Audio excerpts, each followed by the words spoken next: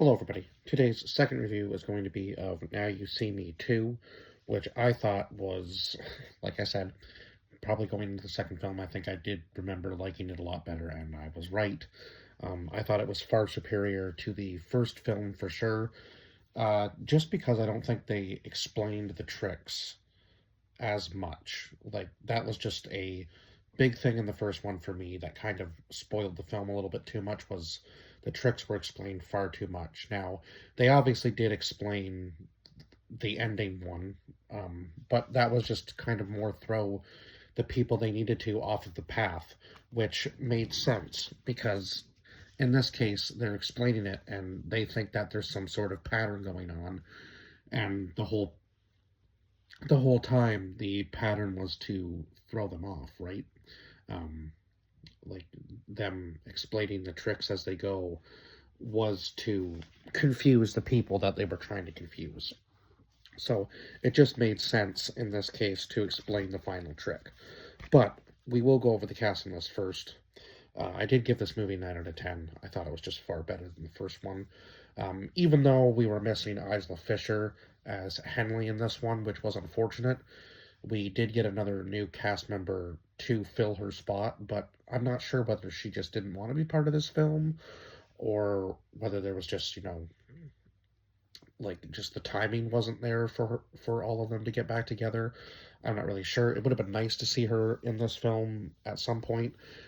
For some reason, I forgot that she wasn't the one that was in this movie. But anyway, it's been some time since I've actually seen these movies. So yeah, it was nice to get the refresher. So we had Jesse Eisenberg returning as J. Daniel Atlas, Mark Ruffalo as Dylan Rhodes, Woody Harrelson returning as Merritt McKinney, but also his twin brother Chase McKinney. So again, we had a couple new characters in this movie. Dave Franco returning as Jack Wilder, Daniel Radcliffe, who was a new character, Walter Mabry, Lizzie Kaplan, who played Lula, who was the new girl in the Four Horsemen, Michael Caine returning as Arthur Tressler, Morgan Freeman returning as Thaddeus Bradley, and then we had Richard Lang, who played Lionel Shrike. Um, so, in the very beginning of this movie, we actually see Lionel Shrike's safe trick, where he unfortunately goes underwater and loses his life due to the trick. Now we kind of see Thaddeus in the beginning calling, Lionel out, saying, is he going to be able to pull this off, or is he over his head? And then after 5 minutes goes by, we kind of know the unfortunate outcome of the whole safe trick, which is unfortunate. But and then it kind of skips ahead a little bit to uh, oh my god, to Atlas being, the, it seems like the horsemen are in hiding, is what I'm trying to say here. And Atlas seems to be able to talk to the Eye, and the Eye has some sort of plan. Now, they've been in hiding for a year. They've been trying to listen to Dylan and what he's saying, and the Eye is trying to tell them that, Dylan has some sort of plan and that everything will go according to that plan. And if Atlas wants to step up and be the new leader of uh, the Horsemen, or I guess the Eye, or the new leader, I guess, of them, technically that technically then he would have to, uh, follow whatever the Eye tells him. Essentially, is what I was getting from that anyway. So now Dylan is still trying to be a cop first, and obviously a magician second. So, which is kind of a hard life balance because eventually he's going to get caught, right? Because none of the cops that he's working with obviously know who he is. So he's trying to say there's all these message boards, and then there's this company Okta, which is a social network company, and um, he's trying to tie them to the Horsemen, and he thinks there's some sort of connection with all these like real life carrier pigeons between them, and it was kind of an odd way to go about it. But I mean, I guess it would make sense for them not to, use digital mail, obviously, because then they could get caught much easier, right? So, uh, Okta is this social network company, and now, of course, the Horsemen are trying to, um, what was it? The Horsemen are trying to expose them, I guess, in some sort of way to like the fraudulent stuff that they do, obviously behind the scenes.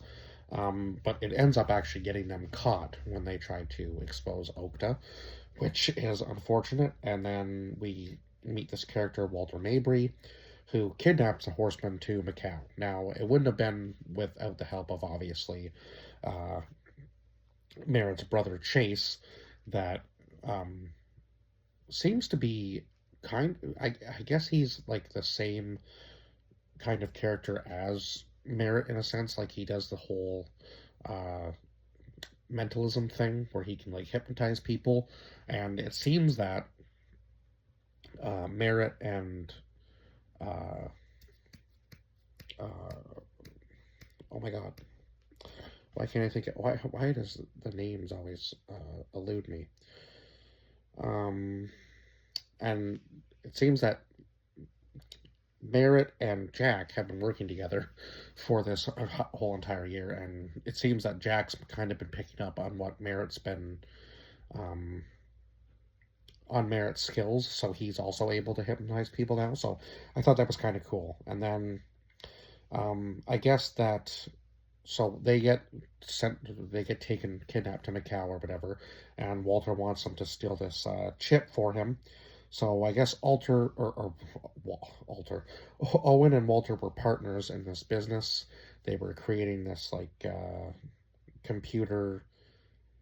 I guess they wanted to like create real magic through the web essentially, and then Owen has a chip that can control any computer, and Walter wants the Horsemen to steal the chip back for him, or he says he will kill them. So they don't really have much of a choice. They kind of have to go about it, and obviously, it seems that Walter kind of controls everything in Macau, like I guess like the news, like the media, so on and so forth, like all the casinos and stuff. Like he controls it all, and he doesn't want to be found. Right? He's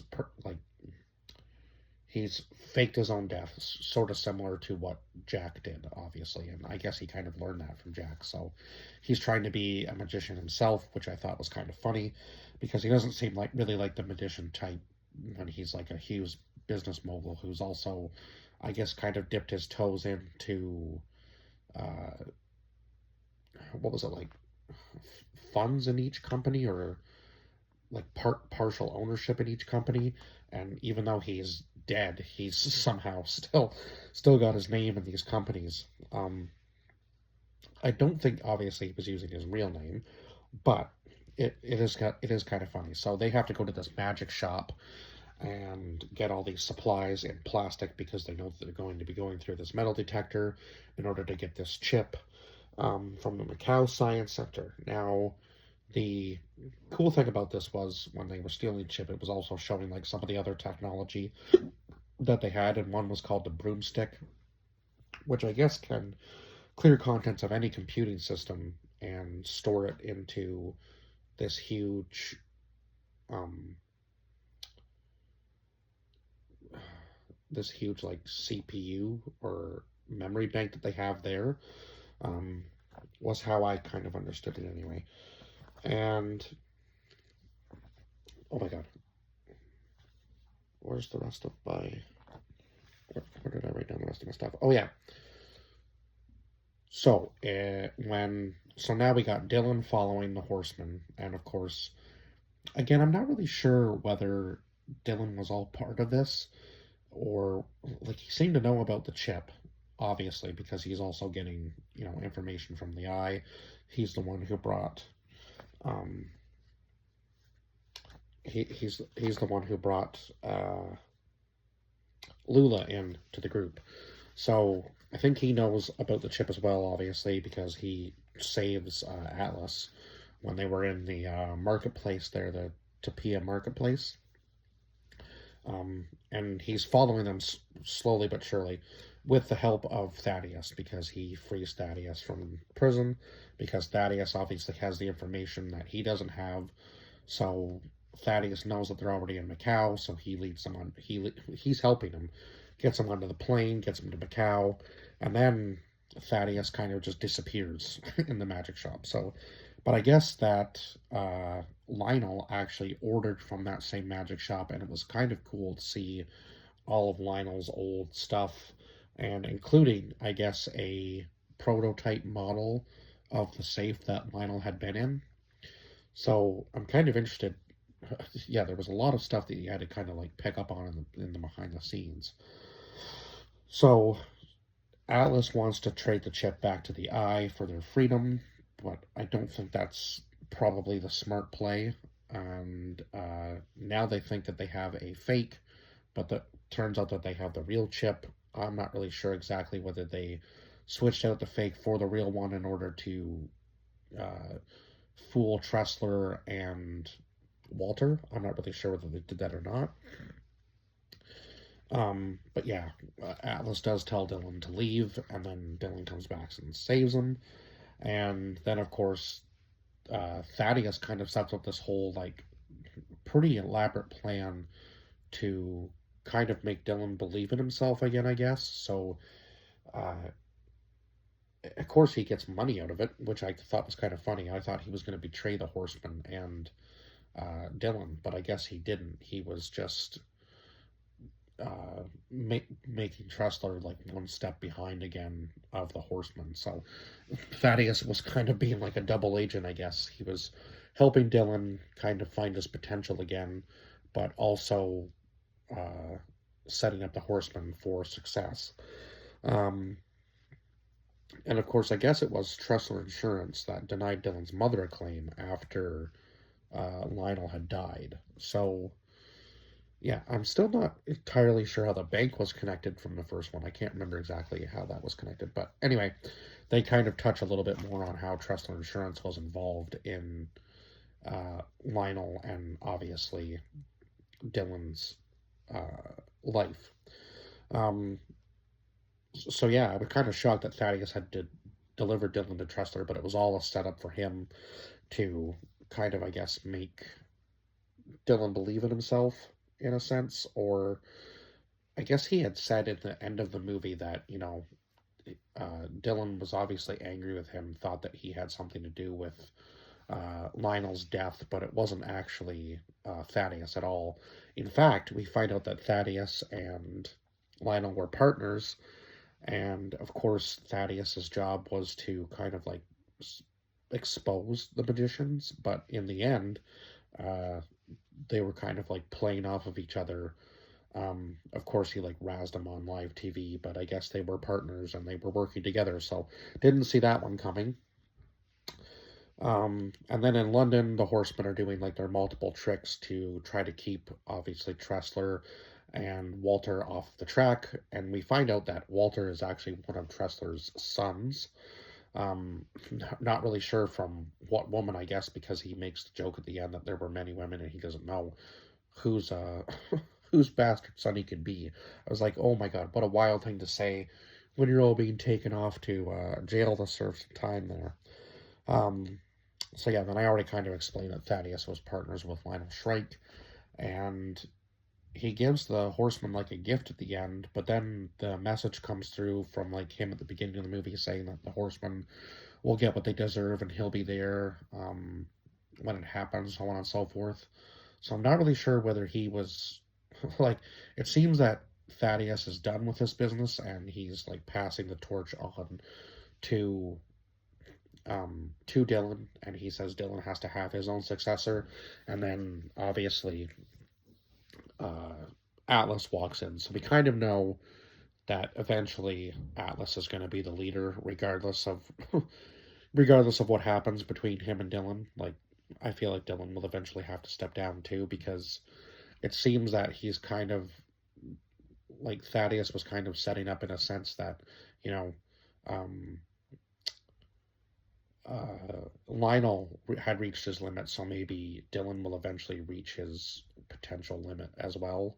Like, his full potential. He won't be able to go any further with his tricks, so on and so forth. I think that's kind of what this whole movie was setting up, in a sense. So I'm interested to see now where the third movie takes us, because, yeah, I'm not sure. There was just so much more in this movie that I found interesting. Like even the last trick, where it was all set up to make them think that they were kidnapping them again on the plane, and then the whole plane was actually set up in the Thames River, and the wind machines and all that. Like, it was just such a cool trick to bring him down, and they were saying that they were gonna, reveal somebody was alive again, without him actually knowing that they were going to reveal Walter. They were thinking they were gonna the big reveal was gonna be that um, I guess that Dylan was still alive. I'm not really sure what they were thinking, because that's kind of crazy. Like, they had killed Dylan behind the scenes, so I'm not really sure they were even thinking at all. Um, how would anybody else have known that Dylan was dead, right? Other than them. So, yeah, it was kind of like, I guess they let their fear of being found out kind of take over, and they thought they were getting away with everything easily. And then when they threw them off the plane, I was kind of like, okay, something doesn't seem right here, because it's almost like they caught them too easily. And you could see Atlas smiling throughout the entire thing. So I think they did trick them with making it the real thing, right? And then obviously, yeah, throwing them off the plane. And then I think by the end of it, they had the real chip back in their own hands. So definitely an interesting twist in the movie. But yeah, I feel like this one was just so much better, where they didn't explain every single trick. And, it was actually set up beautifully at the very end. And then, of course, they did explain it at the end, but they only needed to explain it once to the whole entire audience of people watching around the world in order for these guys to be caught. And that was a much better movie than, trying to follow them and trying to explain each trick as it went along. I just feel like this was a much better setup, and the movie just flowed a lot better, and I enjoyed it much better than the first. But anyway, I feel like I've explained everything that I can to the best of my ability for this movie, and I will see you guys in the next one. And if I didn't already say, I did give this one a 9 out of 10. Bye bye for now.